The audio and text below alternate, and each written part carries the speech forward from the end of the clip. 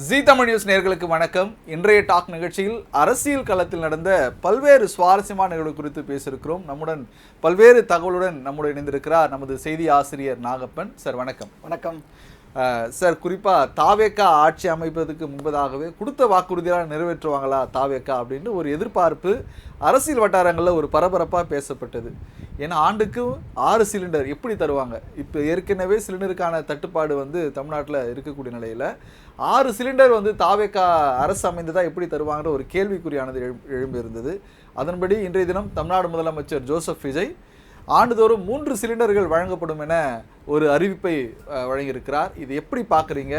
பரந்தூர் விமான நிலையத்துடைய திட்டம் ரத்து செய்யப்பட்டது. மகளிருக்கான அரசு பேருந்துடைய பயணம் திட்டமானது விரிவாக்கப்பட்டிருக்கிறது என இன்றைய இந்த வாரத்துக்கான முதல் சிக்ஸரா ஒரு 3 அறிவிப்புகள் தமிழ்நாடு முதலமைச்சர் வழங்கியிருக்கிறார். இதோடைய முழு பின்னணி என்னங்க சார்?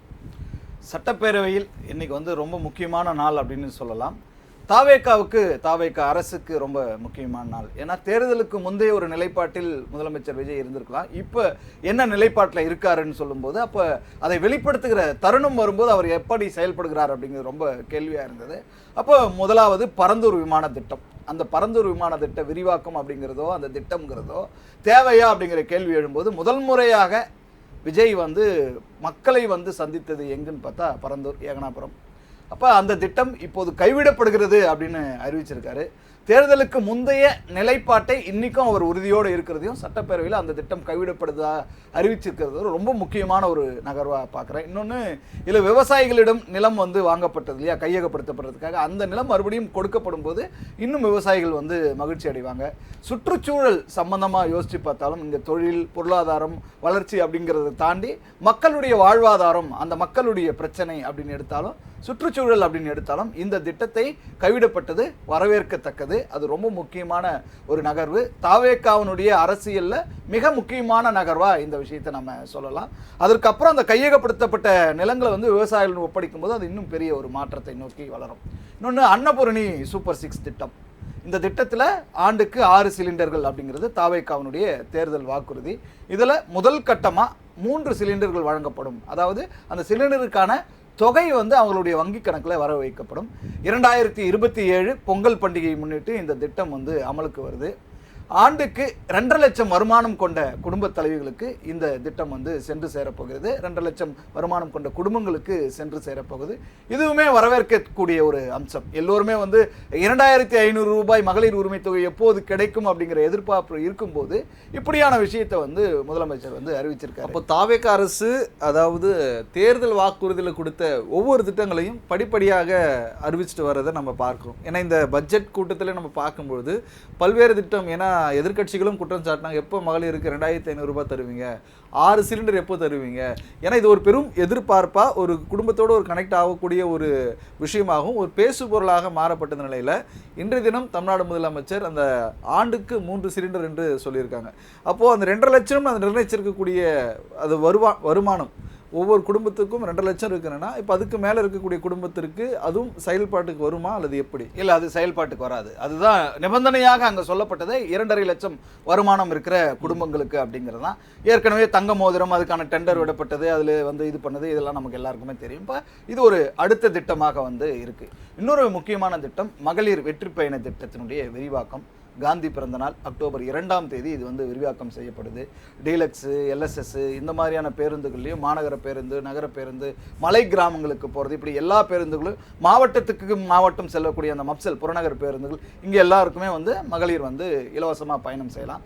இல்லை எந்த விதிமுறையும் இல்லை, இவங்க தான் பயணம் செய்யணும் அவங்க தான் பயணம் செய்யணும் அப்படிங்கிற நிபந்தனை இல்லை. மகளிர் அனைவருமே பயணம் செய்யலாம். திருநர்களும் இதில் பயணம் செய்யலாம்.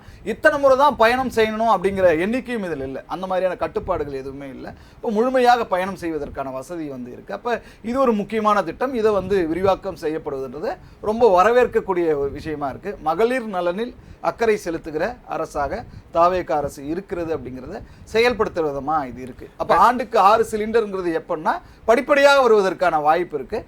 இந்த 3 விஷயங்களுமே மக்கள் நலன் சார்ந்து எடுக்கப்பட்ட அறிவிப்புகளா இன்னைக்கு இருக்கு. கண்டிப்பா சார். அதாவது இந்த பட்ஜெட்டுக்கு முன்பதாக, அதாவது ஒரு வெள்ளை அறிக்கையானது தாவேக அரசால் வெளியிடப்பட்டது. ஏன்னா எவ்வளவு கடன் சுமை தமிழக அரசுக்கு இருக்கிறது என்பது தொடர்பான ஒரு வெள்ளை அறிக்கை அறிவிக்கப்பட்டது. அப்போ இந்த பொருளாதார நெருக்கடியை கருத்தில் கொண்டு தான் இந்த பட்ஜெட் ஆனது வடிவமைக்கப்பட்டதாக நிதித்துறை அமைச்சர் தெரிவித்திருந்தாலும் கூட, இந்த 110 விதியின் கீழாக அறிவிக்கப்படக்கூடிய ஒவ்வொரு திட்டங்களும் வந்து ஒரு அடிஷனல் ஒரு ஆட் ஆன் மாதிரி தான் வருது. இல்ல அப்படிலாம் இல்ல. தாவேகா தேர்தல் வாக்குறுதியில் அறிவிக்கப்பட்ட விஷயங்கள் செயல்படுத்த வேண்டிய ஒரு தேவை இருக்கும்போது அதை வந்து இப்ப செயல்படுத்துறாங்க. நீங்க அடிஷனல்னு எதை சொல்லலாம் அப்படின்னா, இப்ப எம்எல்ஏகளுக்கு கார் கொடுக்கறது அப்படிங்கிறது இருக்கு இல்லையா, அது அடிஷனல். இது வந்து அடிஷனல் வராது. தேர்தல் வாக்குறுதிகளை நிறைவேற்றம் செய்யும். ஏன்னா போன ஆண்டு, அதாவது போன வாரம் பார்த்தோம்னா இந்த பிறப்பு, அதாவது அரசு மருத்துவமனையில் பிறக்கும் குழந்தைகளுக்கு 1 கிராம் தங்க காசு வந்து வழங்கப்படும் என ஏற்கனவே தாவேகா, அதாவது தேர்தல் அறிக்கையில் இடம்பெற்றிருந்ததை இப்போ அதுக்காக ஒரு விண்ணப்பம் வச்சிருக்காங்க பாருங்க. ஜாய் ஆலுகாஸ் ஆகட்டும், இல்லை கல்யாண் ஜுவல்லர்ஸ். அப்போ இந்த 2 நிறுவனங்கள் மட்டும் எப்படி வந்து அந்த 1 பைசாக்கு வந்து தங்க நாணயத்தை வந்து தர ஒப்புதல் கொடுத்தாங்க? இது ஒரு பெரும் பேசு பொருளா, 1 பைசாவுக்கு எப்படி தராங்க அப்படின்றது ஒரு பெரும் பேசு பொருளா அரசியல் வட்டாரங்கள். அப்போ இது பின்னணியில ஏதோ இருக்கு. அப்படி இல்ல. இப்போ ஒரு 4.5 லட்சம் குடும்பங்களுக்கு சென்று சேர்க்கிறதுன்னு எடுத்துக்கங்களேன். இப்போ அந்த 4.5 லட்சம் குடும்பங்களையும் அவங்களுடைய அந்த சின்னம் பொறிக்கப்பட்டிருக்கும், அவங்களுடைய பிராண்ட் வந்து போய் சேரும். அப்போ அது அடுத்தவங்களுக்கு வந்து அது வந்து இயல்பாக வந்து கடத்தப்படும். அப்படின்னா அந்த விஷயம் வந்து விளம்பரமா வந்து இயல்பா போய் சென்று சேர்கிறது. அதற்காக நாங்கள் வந்து ஒத்துக்கிட்டோம் அப்படின்னு அவங்க அந்த நிறுவனங்களே வந்து சொல்லியிருக்கு. என்ன காரணம்னா, இப்போ வந்து நீங்க இருக்கிற விஷயம் கல்யாண் ஜுவல்லர்ஸாக இருக்கட்டும், மற்ற இதாக இருக்கட்டும், அப்போ அவங்க வந்து அந்த மோதிரத்தை பார்க்கறது அல்லது அந்த பரிசை பார்க்கறது அப்படின்னு இருக்கும்போது அந்த லட்சணையோடு தான் அவங்க கொடுக்க போகிறாங்க, அவங்களோட பிராண்டோடு தான் கொடுக்க போகிறாங்க, லோகோவோடு தான் கொடுக்க போகிறாங்க.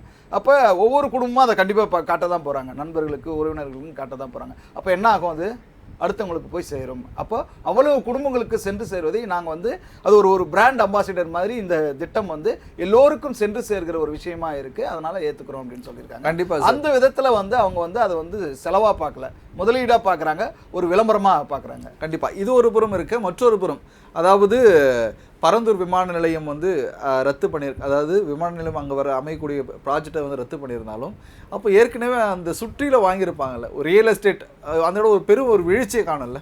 நிச்சயமா. ஏன்னா இப்போ வந்து மீனம்பாக்கம் விமான நிலைய திட்டத்தையே வந்து விரிவாக்கம் செய்யணும், அதுக்கான சில இடங்களை வந்து தேர்வு செய்திருக்கதா முதலமைச்சர் விஜய் அறிவிச்சிருக்காரு. அப்போ இங்கே பரந்தூர் விமான நிலையம் வரப்போகிறது அப்படிங்கிறதுக்காக தான் அங்கே வந்து ரியல் எஸ்டேட்டுடைய மதிப்பு கூடியிருந்தது. இந்த திட்டம் கைவிடப்படும் போது அது மிகப்பெரிய சரிவை வீழ்ச்சியை சந்திக்கும். வாங்கினவங்க வந்து சீக்கிரமாக விற்க தான் பார்ப்பாங்க.